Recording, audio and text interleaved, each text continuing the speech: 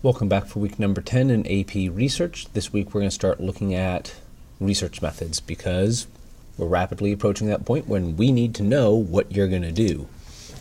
So again, putting everything back in context, we have this framework that we're following called QUEST. What you've been working on so far in reality is we've been looking at figuring out questions. So where is the knowledge that we do or don't know? And part of that involves evaluating multiple perspectives. So we're attempting to figure out, what we understand and from different people's points of view. Some of you are asking questions based upon differing the perspective that most research has been done. So what we're really starting to work on now is how can you understand how to answer your question, how can you analyze data that you get from your question, but in order to do that, we need to come up with ways to get information. So one of the things that turns out to be really important is you need to know what your question is, obviously, because we've been working on that one for 10 weeks plus all of summer to come up with your question. But in order to answer your question, you need to know what kind of data you need. So that helps, because if you're asking a question that requires qualitative data, okay, because you're asking how to explain something as opposed to explore or asking to create, okay, so you can figure out the data that you need. The catch is you need to figure out how to get those data, and that's where your methods start to really show up, because you have your question, but if your methods don't give you data that will answer your question, you either need to change your question or you need to change your methods. So you have to make sure that everything is actually lined up to answer what you need to do, or not what you need to do, but your methods can answer what your question is because you're getting data that will answer your question. This turns out to be far more infuriatingly difficult to do than it should be, because you think you're answering your question and the answer is you're not answering your question.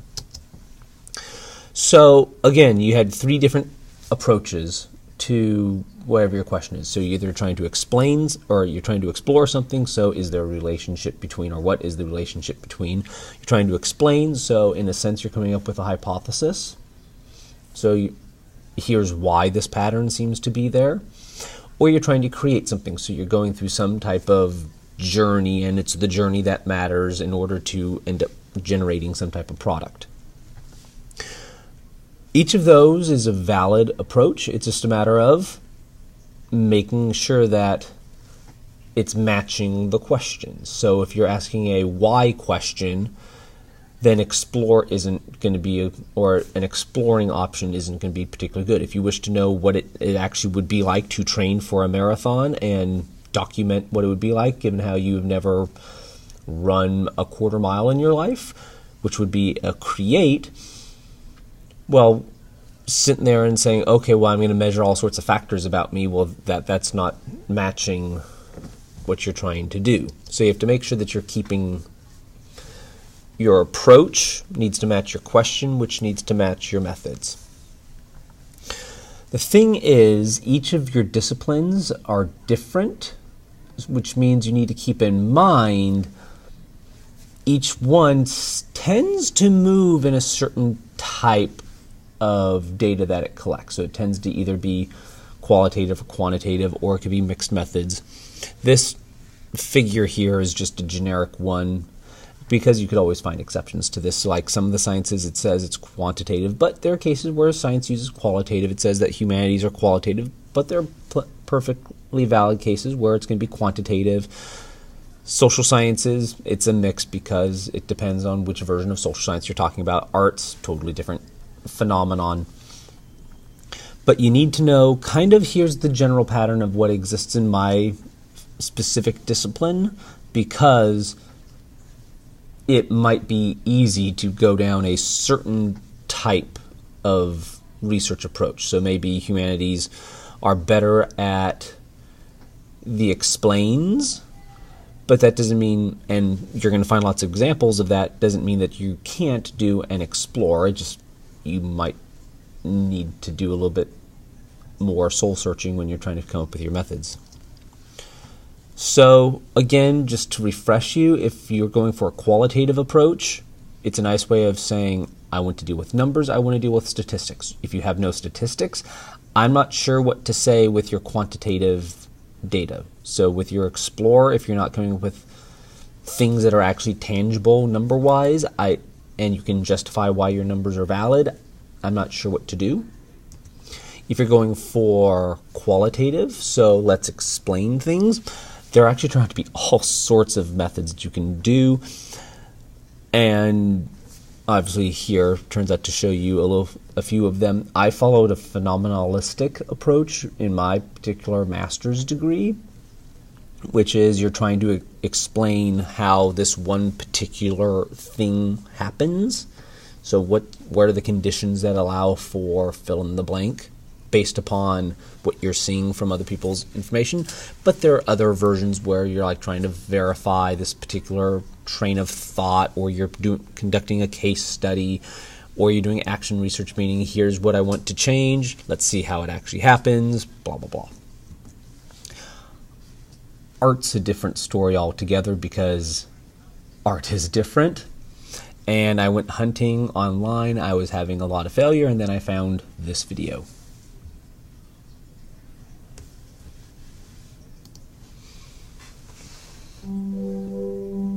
I'm Kimberly D'Adamo Green. I'm a studio art teacher at Berkeley High School, and my students and I have developed a interdisciplinary arts-based research curriculum for juniors and seniors.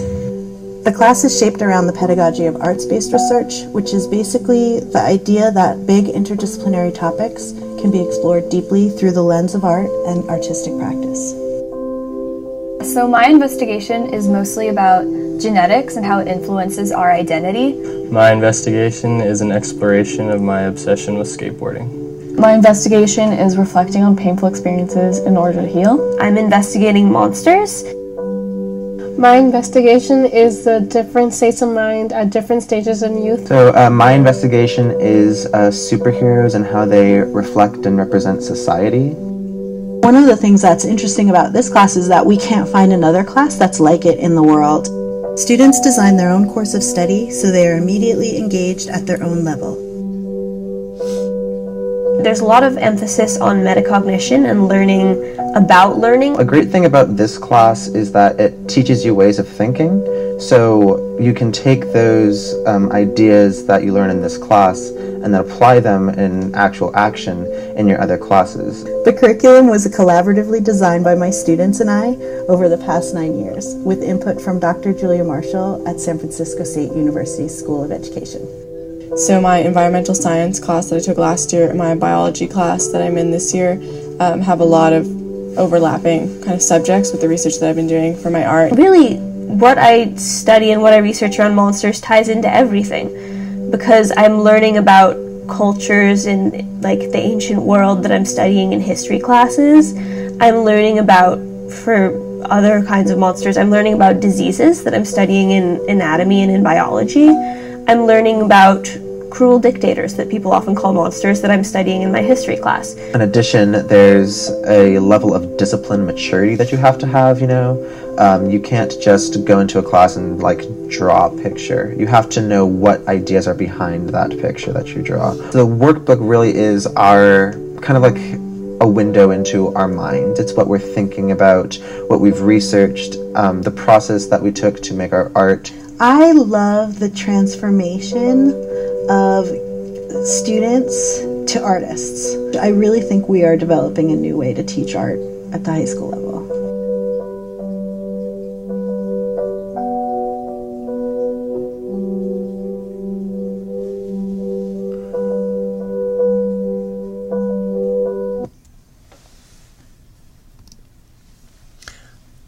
I think it's kind of cool, even though it's like, okay, yeah.